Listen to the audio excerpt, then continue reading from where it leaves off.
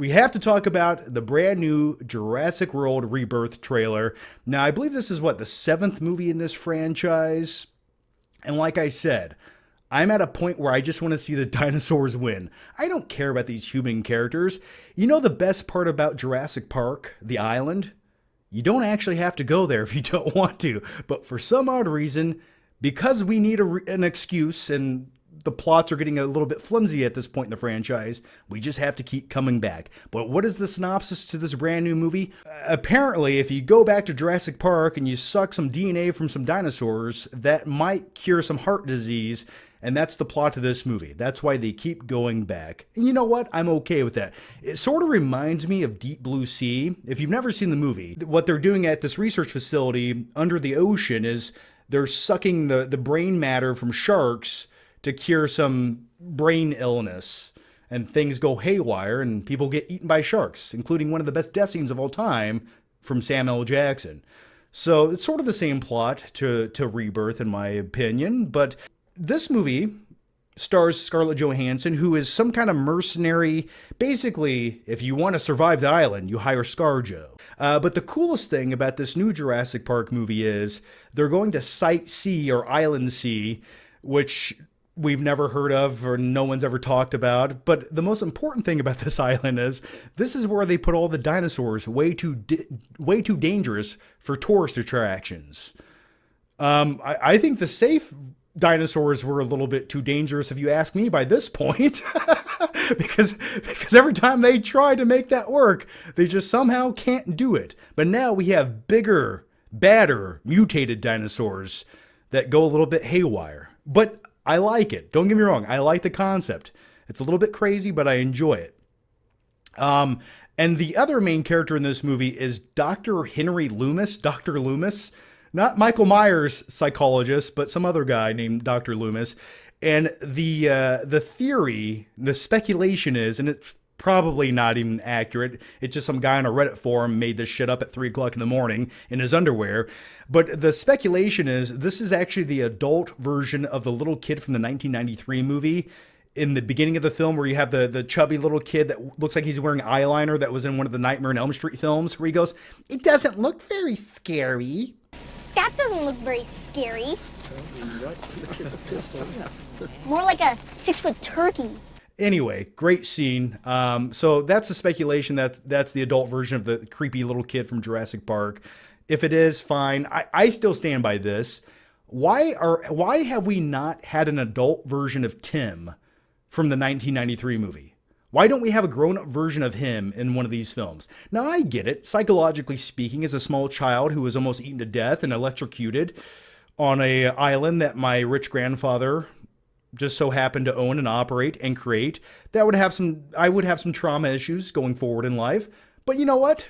For the sake of this plot, because anything can happen, why not have him grow up and go back to the island? Anyway, I always thought that's who the character Billy should have been in Jurassic Park 3. It should have been an adult version of Tim. But the coolest thing about this trailer, going back to the mutated badass dinosaurs, is now we have the big baddie of the movie, because every Jurassic Park movie needs a big badass dinosaur who's just utterly insane and too smart for their own good. We now have a D-Rex, and according to rumors and speculation, this D-Rex is basically a failed attempt at a clone of a dinosaur who's a bit mutated. And he sort of looks like a mix of a xenomorph mixed with a T-Rex, mixed with one of the creatures from the video game Doom and the creature from Cloverfield. But it really, to me, it just looks like a T-Rex with a slight form of Down syndrome, which just makes it that much more terrifying. But every time they showed a clip in this trailer of the D-Rex, who, by the way, has like 4 arms, 2 legs, or whatever combination you want to call it. He has 6 ligaments. Okay, we'll go with that. Some of the scenes in this trailer that got me excited, and maybe I'm just weird, but for this visual, but whenever someone lights a flare or there's like a red light, that's the only time you really see the D-Rex in these movies, which, hey, red lighting on a big giant monster who wants to eat people, I think that adds to it.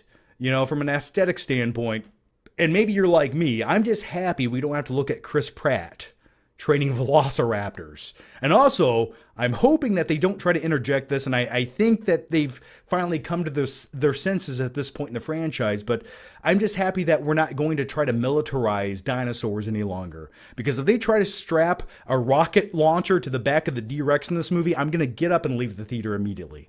But with all that said, I think the trailer looks good. I don't think it necessarily looks like a great movie. I don't think it's going to recapture that magic of the 1993 film. Just because some of the jokes and dialogue in this trailer, and I know it's just a trailer, it's 2 minutes long, but some of the dialogue just feels like it was written by like a 14-year-old kid who watched only the Jurassic World movies. It just feels a bit clunky and corny, some of the dialogue. And I understand we had some clunky, corny dialogue, especially in the early Jurassic Park movies. You are going to have dinosaurs in your dinosaur movie. I understand all of those things, but when you have line delivery like that, and it comes from a charismatic actor like Jeff Goldblum, I just buy that. But some of the line delivery in this movie, it feels like they're trying a bit too hard, but hey, it's just a small trailer.